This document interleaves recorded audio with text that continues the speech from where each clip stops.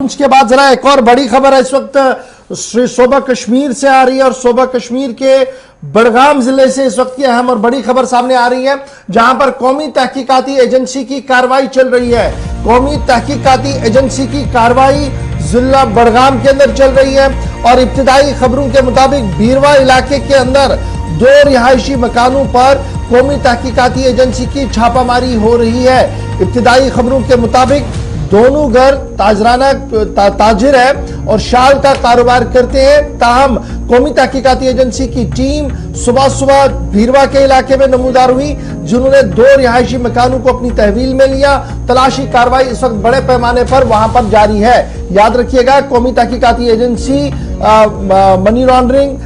Terror funding और दीगर मामलात को इस वक्त बैक वक्त देख रही है। कई एफआईआर ऑलरेडी दर्ज हुए हैं और उन्हीं एफआईआर की पैदर पे छानबीन और पैदर पे मामलात को देखते हुए कई मकामात पर छापामारियां भी हो रही है। सरहद पार जो रिश्तेदार हैं या सरहद इस पार जो लोग हैं, दोनों पर नजर रखी जा रही है और कई मकामात पर कुछ अहम दस्तावेजात भी साबिका दिनों में जब छापामारी हुई थी तो हाथ में आई थी कौमी तहकीकाती एजेंसी की। तो फिलहाल बड़ी खबर जो बड़गाम से सामने आ रही है कि आरी पांथन इलाके के अंदर 2 रिहायशी मकानों पर इस वक्त एसआईए की छापामारी है। हम एनआईए बता रहे थे, गालिबन ये एसआईए की छापामारी है। इसमें थोड़ी सी क्लियरेंस ले लेते हैं अपने नुमाइंदे के पास। बहुत शुक्रिया जी अशरफ ज्वाइन करने के लिए। अशरफ, ये बताइएगा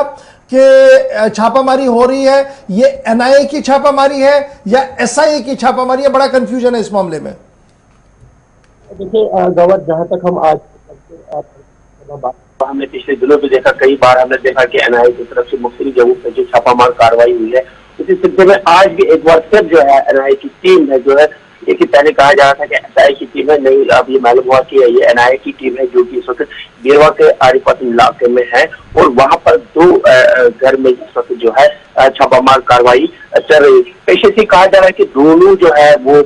शॉल का बिजनेस करते हैं और सुबह करीबन एक 1-1.5 घंटा अभी तक जो है वहाँ इस वक्त उनके घर में जो है शॉपिंग चल रहा है और दोनों का ताल्लुक जो है आरिपाटन के गाँव से ही है और जिनका नाम बताया जा रहा है फारूक अहमद भट्ट, सनाब गुलाम हसन भट्ट और दूसरा है जुबैर अहमद डाग और लेक अब्दुल मजीद। दोनों जो है वो आरिपाटन इलाके के रहने वाले और ये पुलिस स्टेशन जो है मागाम के अंदर है। तो सुबह सवेरे ये भीरवा के आरिपाटन इलाके से ये खबर सामने निकल जाएगी, वहां पर एनआईए की टीम एक बार से नमोदार होती है और उसी आरिपाटन इलाके में जो है इस वक्त छापामार कार्रवाई चल रही, जहाँ सीआरपीएफ हो, जम्मू कश्मीर पुलिस हो या एनआईए की टीम है, वो इस वक्त इन दोनों घरों के अंदर जो है इस वक्त सर्च ऑपरेशन चल रहा है और मजीद तफसीलात का इंतजार है। आखिर क्या ये शॉल बिजनेस के साथ और भी किसी चीज के साथ सही वाबस्तगी इनकी है या कुछ है, इस बारे में इस वक्त अभी कहना कमल हुआ, क्योंकि लगातार हम देख रहे हैं कि एनआईए की तरफ से बड़गाम में काफी जगहों पे पिछले कई बार छापामार कार्रवाई हुई थी और सबसे बड़ी अगर हम ये कहें कि अगर छापामार कार्रवाई के दौरान बड़गाम में सबसे बड़ी कार्रवाई ये की गई थी जब परवेज के